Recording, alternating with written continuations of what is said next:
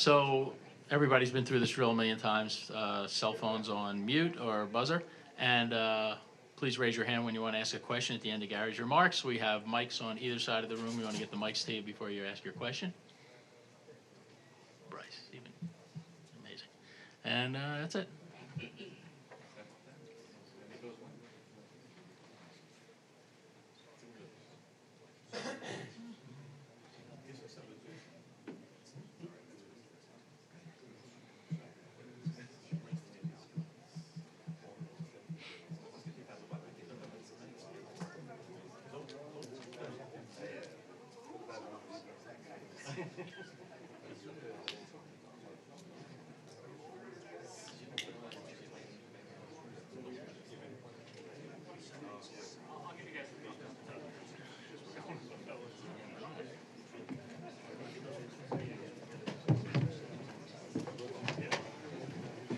Ooh, nice jacket.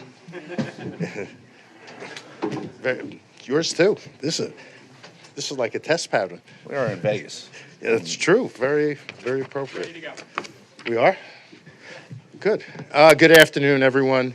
Welcome to Las Vegas and the Stanley Cup Final as we embark on concluding the quest for the most storied and revered trophy in sports and the culmination of what has been a thrilling ride that began on opening night approximately 8 months ago. From Connor McDavid's nightly magic acts to Alex Ovechkin matching and then eclipsing both 800 and Gordie Howe, to an abundance of third-period comebacks, to the Boston Bruins' historic run, our regular season was simply remarkable. And then, from yet another spectacular first round through the southernmost conference finals we've ever had, our playoffs yet again have proven to be the most entertaining and unpredictable in sports. Congratulations, obviously, to the Eastern Conference champion Florida Panthers. Vinny Viola, Matt Caldwell, Bill Zito, Paul Maurice, and Alexander Barkov, and all of the Panthers players on an amazing run from qualifying for the playoffs on the final days of the regular season to now the Stanley Cup Final. Congratulations as well to the Western Conference champion Vegas Golden Knights, Bill Foley, Kerry Bluebowls, George McPhee, Kelly McCrimmon, Bruce Cassidy, and Mark Stone, and obviously all of the Vegas players on the franchise's second appearance in a final in just its 6th year of existence. Congratulations also to Warner Brothers Discovery, particularly TNT, which will broadcast its first Stanley Cup Final over the next 2 weeks. In fact, we will be seen simultaneously on 3 of their networks, TNT, TBS, and True. Luis Silberwasser, right there. Stand up, say hello. He is the president of Warner Brothers Discovery Sports, and thank you for all you do, and thank you for being here. And thank you to our Canadian broadcast partners, Sportsnet and TVA Sports, who long ago mastered coverage of the final. Thank you as well to the NHL Network, which is televising and streaming this media veil throughout North America. When you include our international broadcast partners, the 2023 Stanley Cup Final will be televised and or streamed in approximately 250 countries. By every metric, the National Hockey League is stronger than it has ever been, and that's both on and off the ice. This is due first and foremost to the fact that our game, our players, have never been faster, more skillful, more entertaining, or more competitive. And speaking of the players, shout out to Marty Walsh, the recently appointed new executive director of the National Hockey League Players Association. You're already standing, but wave to everybody. It's also due to our record 76 corporate partners and our North American media partners, as mentioned, Rogers, TVA, Disney, ESPN, and Warner Brothers, Discovery, Turner, TNT, who make our games and our tentpole events bigger and better and make so many of our initiatives possible. So thank you for that support. And thank you most of all to NHL fans for your passion, your incredible support, this season when we set attendance records, post terrific ratings, and we're again reminded that there are no better fans in all the sports. Before we drop the puck and before Deputy Commissioner Bill Daly and I take your questions, a couple of announcements/reminders.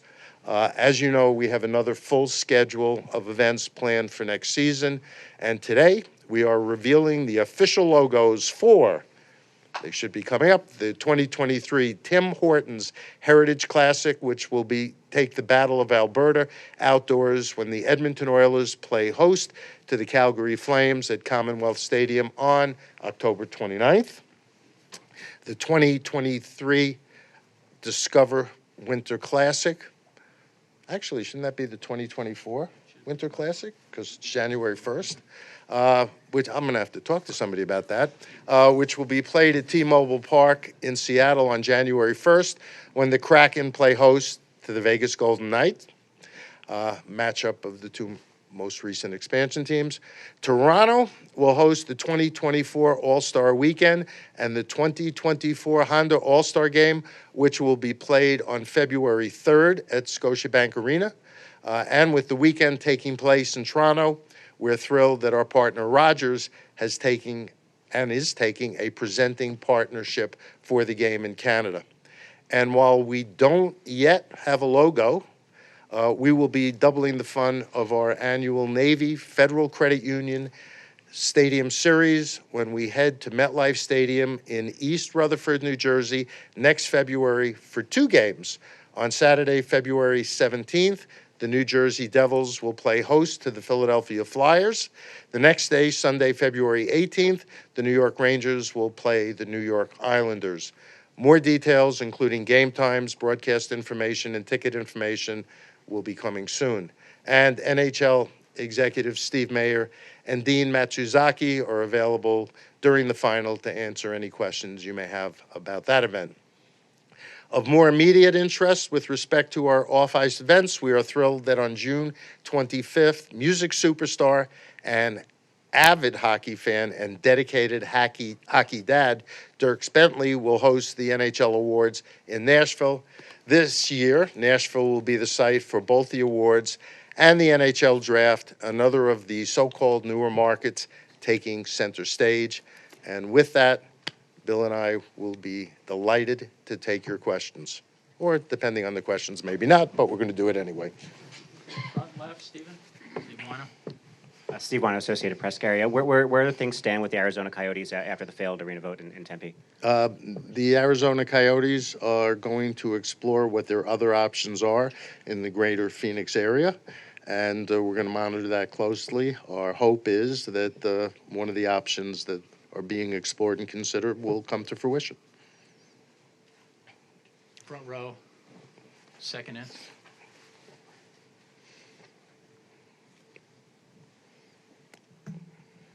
Hey guys, hey Gary, good to see you again. Good to see you. Alan Snell, lvsportsbiz.com. I was wondering, how would you self-assess your job you've done in diversifying the fan base in light of the programs that you've unveiled in the last couple of years? Well, I assume by the job I've done, you mean the greater NHL and all of our clubs.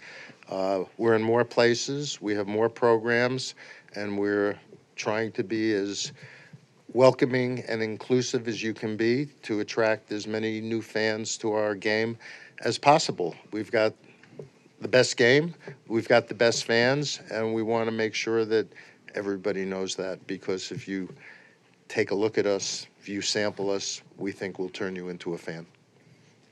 And to more specifically answer the question, when you look at ratings, when you look at attendance, when you look at how we're doing with business partners, all the vital signs are we're growing and we've never been bigger or stronger. How much higher is your annual revenues? Because you mentioned, I think it was about $5 billion last year. We think we're approaching $6 billion in hockey-related revenues for this year. That's an estimate. We still have beans to count from the bean counters. Second row on the left, Pierre. Hi, Gary. Pierre. Hey, Gary. How are you? Harold LeBrun, TSN The Athletic. Oh, who are you with again? TSN The Athletic, RDS, Oh, yes. and I Got Your Back podcast. Yeah.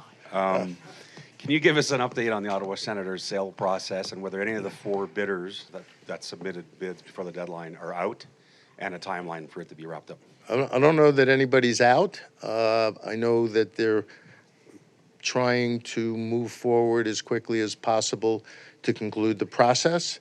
The bidding was robust. The interest was great. And I'm being advised by GSP, Galeotto Sports Partners, that they expect a very good outcome in the next few weeks. So we'll all have to sit back and see. I know there's been a lot of speculation about the process and how long it takes. I think there are probably 2 reasons for that. One, I think there needs to be a recognition that buying a $1 billion asset isn't the same as buying a new car. It takes a little more due diligence and work to do it. And I also think most times when a franchise is being sold, you don't know about it until it gets to the end. I think Eugene Melnick's untimely passing sort of began the clock running, and I think that's why, at least in some quarters, there seems to be fatigue covering this, but there shouldn't be. The process, I think, run by Mr. Galeotto has been done well and right. Still in the aisle on the right. Mike Stevens, the Hockey News. Given the increased, focus on supplemental discipline, specifically in these playoffs, what are your thoughts on a person who created a brand called Violent Gentlemen with the slogan "Make Hockey Violent Again"? Heading up a department called Player Safety. You know what he's talking about? He's talking about George. I know, but I mean, I think George has done a terrific job. I think all of our clubs are satisfied with the job he does. He applies the rules consistently, uses past precedent, and has made our game safer. and frankly, if anybody understands the elements of the game you're referring to, I think George does. I think he has a real feel for the game, and I echo Bill's sentiment that he's done a really good job. When you make decisions in this context, nobody's happy. The team that has somebody who they feel was victimized always wants more punishment, and the team that has the player who's being accused of an inappropriate act says it never happened. So, and there tends to be some rooting, understandably, from the view that people have, but at the end of the day, I think the Department of Player Safety does a terrific job. A game on the ice has never been safer. Yeah. On your left, second row, Michael. Yep, Michael Russo, The Athletic. Question for Gary and/or Bill. How does Judge Lopez's ruling the other day affect the 12 teams that are on Diamond Sports? And how optimistic are you that they're going to get through next season and get paid as contractually obligated? And are you working with these teams for contingency plans? We have been continuously working with the teams, making sure that if for some reason the regionals discontinue operating, that our fans will have access to the games for the clubs that they're supporting, more than just the out-of-market package where there are 1,100 games already available out-of-market, but this is obviously in-market. There hasn't been, in all of the discussions and deliberations, any suggestion that our teams have been overvalued in terms of what their rights are. So that aspect of what the proceeding was this week, I don't think affects us at all. Can I predict what Diamond is going to be doing going forward? No. And so we're watching it closely. We're doing what we can to be supportive to keep them operating. But if, in fact, it goes in a different direction, we have been focused on what our options are moving forward and are prepared to act if we have to. Aisle on your right. Did you want to add something? No, Sorry. I was just going to say the most important thing for us is that our fans get to see our games and we have options. Yep. Yes. Gary, what progress, if any, has been made with Mr. Walsh towards getting a World Cup going or some form of international competition? We actually had a meeting a couple of weeks ago, and it's something that we're discussing. There's a new regime, and I think we're off to a great start together of communicating and focusing on how to move forward. And I think what's clear is we both identify it as a priority. And I just wanted to confirm, the Stanley Cup is not going to Russia again this summer? That's correct. That is correct. Front row on your left, Sean. Hey, Gary, is there any update on Joel Quenneville and Bowman's status as far as being eligible to work in the league again? Well, they're currently not eligible. They have both requested independently meetings with me, and I said after the Stanley Cup Final, we'll try and schedule something, and I'll see what they have to say. On your right, second row. Thank you. Ryan Kennedy from the Hockey News. Obviously, expansion has been very successful, being here in Vegas.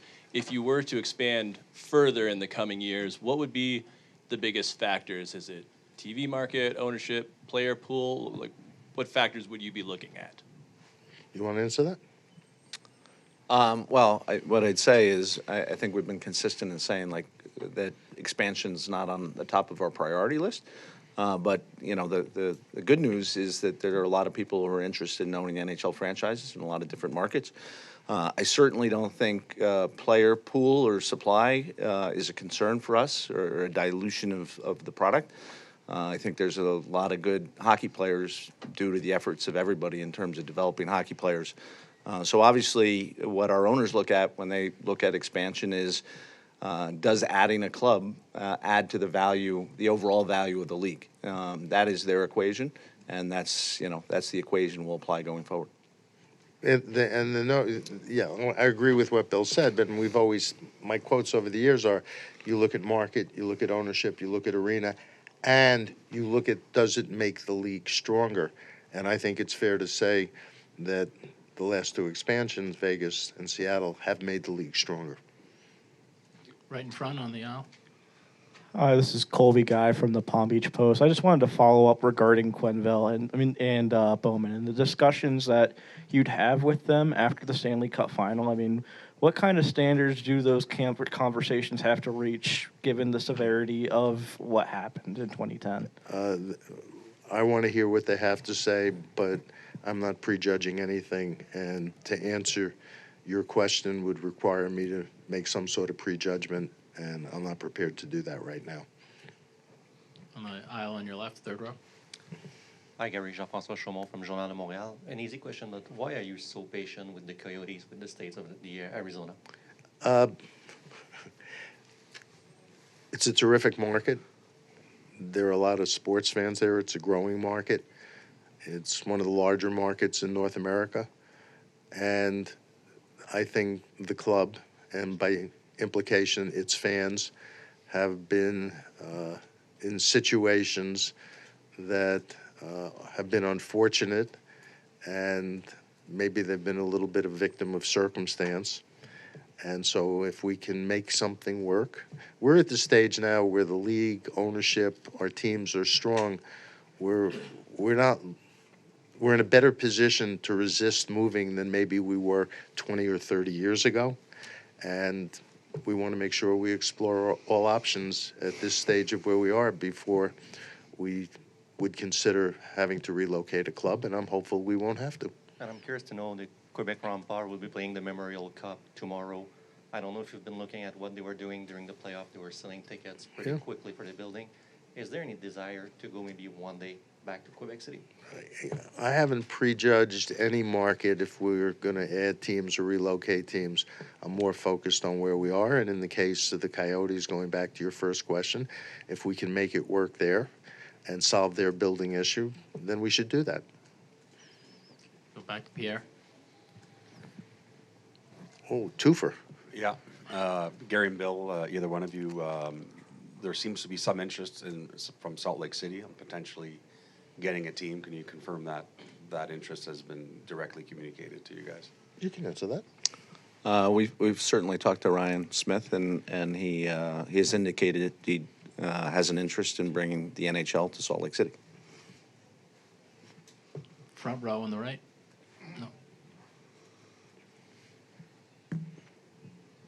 No. Gary, what impact has Las Vegas had on the league? It certainly fit the fourth of the criteria I laid out. I think it's enhanced the visibility of the league, and I think the team has been an extraordinary success on and off the ice. The way this community has embraced the team, has been nothing short of phenomenal.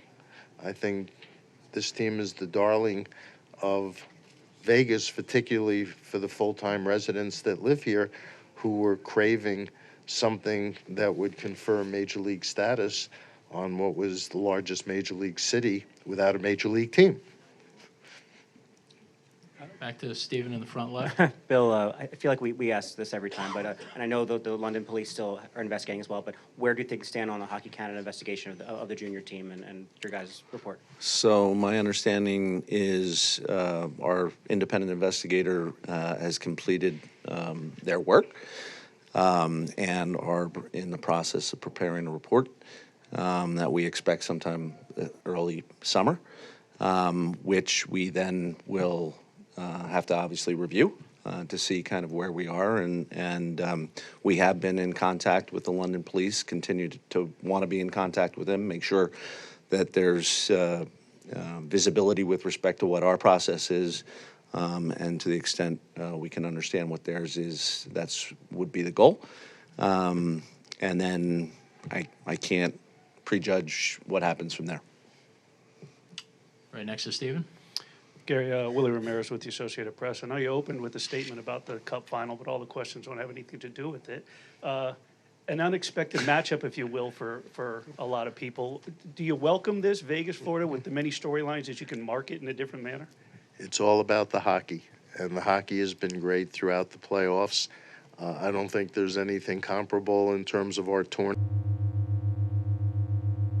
See markets enthused. It's going to be fun to see a first-time Stanley Cup champion, but, you know, I could tell equally compelling and exciting stories about the other 30 clubs as well. So this is the matchup, and we're hoping for a series that's entertaining and exciting and fun for the fans and the players, and commensurate with what we've seen in the 80-some-odd games we've already played. Anybody else? No. Huh? One more? Well, don't feel compelled. If we're running out of questions, we can run out of questions. We're trying to look at the last time you addressed this, I think it was in January, but has Montreal asked you to about Logan Mailloux and whether or not he'd be eligible to play this year? They've asked for a meeting as well, and I've said after the playoffs. Let Pierre go for the hat trick. Wow. One more, please. Do we have to throw something? Why hasn't there been more of a discussion about potentially having a second team in Toronto one day, just based on the potential for HRR and so on? I know the Leafs would want that, but The discussion takes place in your world more than it does in ours. It's a matter of speculation. It's a matter of putting things out there. But in terms of the interest, the reality, what's involved, it's not something that seems to be resonating the way other markets and other ownership requests are resonating. For whatever reason, or reasons. That it? Anybody else? I don't want to cut anybody off. But I also don't want to make you all struggle to come up with another question. Oh, we got one in. Oh, we got another one? in the back. That was like... Wait, why don't you wait for a mic, since this is being broadcast. Thank you guys for the time. Can you provide any update on plans for the salary cap next year, whether there'll be an increase above the mandated increase? Based on our current projections, there'll still be some escrow, and that means that the cap will go up by $1 million, give or take. And I think we actually had a discussion about it with the meeting I was referring to with Marty. And the fact of the matter is, the cap changes by definition are inextricably interwoven with what the escrow amount is, and I think it's probably safest to say that we're going to live with the agreement as it was last negotiated, and it is what it is. But having said that, I think it's overwhelmingly likely following season we go to a more normal cap increase. That's it. Is that a hand up? Yeah, well, okay, you know. That jacket's great. It works both in Florida and in Vegas. What color do they call that? Oh, that's very nice. Okay. Salmon. Sorry. Salmon's good. So just about the Panthers, this was a team that maybe 15 years ago was involved in relocation rumors and had attendance problems. But to see what the ownership group has done since they've taken over, I mean, what do you have to say about that? Two things. One, if there were rumors about the team moving 15 years ago, whatever, was completely unfounded. I think Vinny Viola and his family and the people he brought in have done an extraordinary job of really helping that team establish itself as an important presence in South Florida. And we're grateful for his ownership and all he's done and all that he's invested. Vinny doesn't do anything halfway. And he's all in emotionally, financially, giving the club the support it needs, and it's great to see. You have another, second row, Michael. Bill, Michael Russo again. What is this? What is the league's involvement in investigating the Nichushkin incident, and what is his status in terms of next season? I mean, there's no ongoing investigation of the Nichushkin incident. We know exactly what happened. It was handled appropriately, both at the club level and I think at the league level. And he's eligible to play in the league. All the way in the back, on the right. We got like a second wind in the room. Okay. Hi, Commissioner. Israel Germán from NHL in Spanish, NHL.com. Yes. I got a question for you, Commissioner.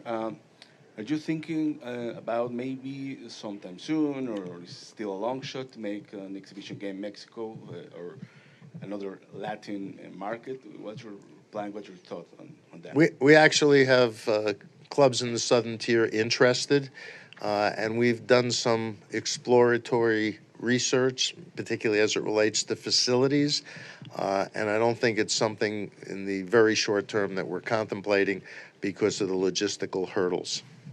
Right? Yeah, that's fair. Yeah. But we know there's interest. I think that's it. Anybody else? We can keep going. Okay. As they say at an auction, going, going, gone. Enjoy the Stanley Cup Final. Thank you all for being here. Thank you.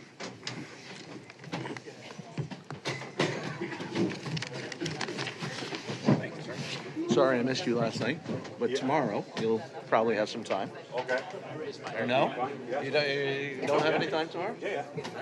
I have the dinner. So we can do TV hours. Yeah, exactly.